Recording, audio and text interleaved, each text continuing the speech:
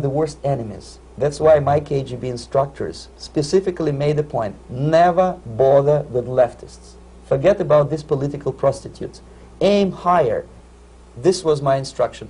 Try to get into large circulation, established conservative media. Rich, filthy rich movie makers, intellectuals, so-called academic circles. Cynical, egocentric people who can look into your eyes with angelic expression and tell you a lie. These are the most recruitable people, people who lack moral principles, who are either too greedy or too suffer from self-importance. They feel that they matter a lot. These are the people who KGB wanted very much to recruit. But to eliminate the others, to execute the others, don't they serve some purpose? Wouldn't they be the ones they rely on? They serve purpose only at the stage of destabilization of a nation. For example, your leftists in United States, all these professors and all these beautiful civil rights defenders, they are instrumental in the process of the subversion only to destabilize the nation. When their job is completed, they are not needed anymore. They know too much. Some of them, when they get disillusioned, when they see that Marxist-Leninists come to power, obviously they get offended. They think that they will come to power. That will never happen, of course. They will be lined up against the wall and shot. But they may turn into the most bitter enemies of Marxist-Leninists when they come to power. And that's what happened in Nicaragua. You remember most of these former Marxist-Leninists were either put to prison or one of them split, and now he's working against Sandinistas. It happened in Grenada when Maurice Bishop was already a Marxist. He was executed by a new Marxist who was more Marxist than this Marxist. Same happened in Afghanistan when first there was Taraki, he was killed by Amin, then Amin was killed by Babrak Karmal with the help of KGB. Same happened in Bangladesh when Mujibur Rahman, very pro-Soviet leftist, was assassinated by his own Marxist-Leninist military comrades. It's the same pattern everywhere.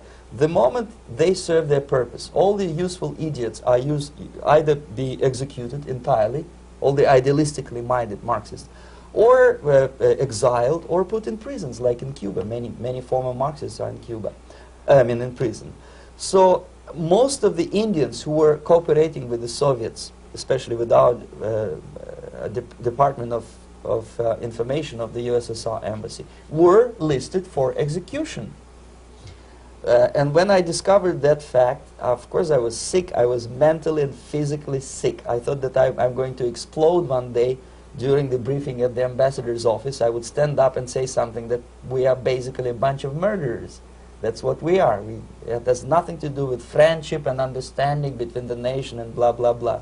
We are murderers. We behave as a bunch of thugs in a country which is hospitable to us, a country which with ancient traditions. But I did not defect. I tried to get the message across. To my horror, nobody wanted even to listen, least of all to believe what I had to say.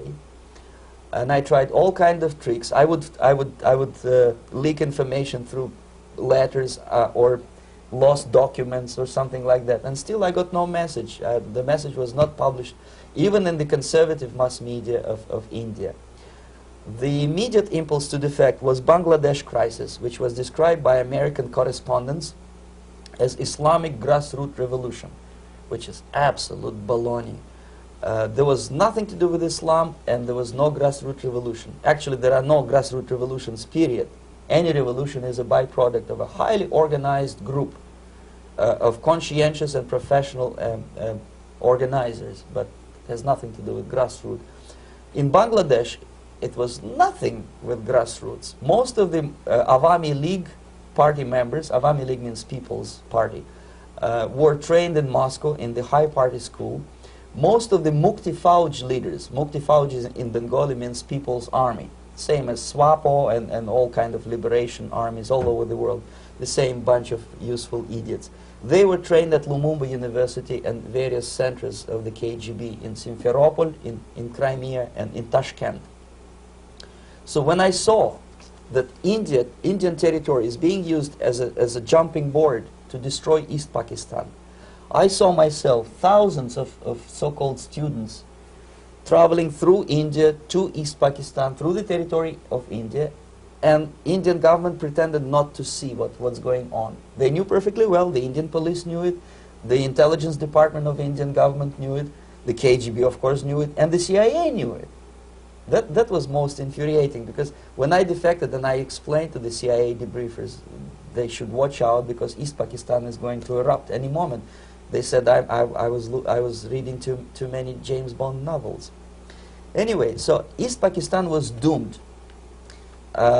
One of my colleagues in the Soviet consulate in Calcutta, when he was dead drunk, he ventured into the basement to relieve himself, and he found big boxes which said printed matter to Dhaka University. Dhaka is the capital of East Pakistan. And since he was drunk and curious, he opened one of the boxes and he discovered not printed matter, he discovered Kalashnikov guns and ammunition in there. Anyway, it's a long story.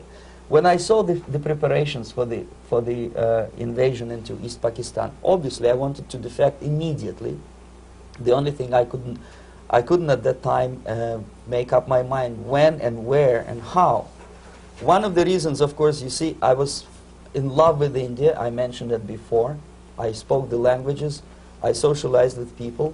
And I understood that I had to act fast unless I want this beautiful country to be permanently and irreparably damaged by our presence.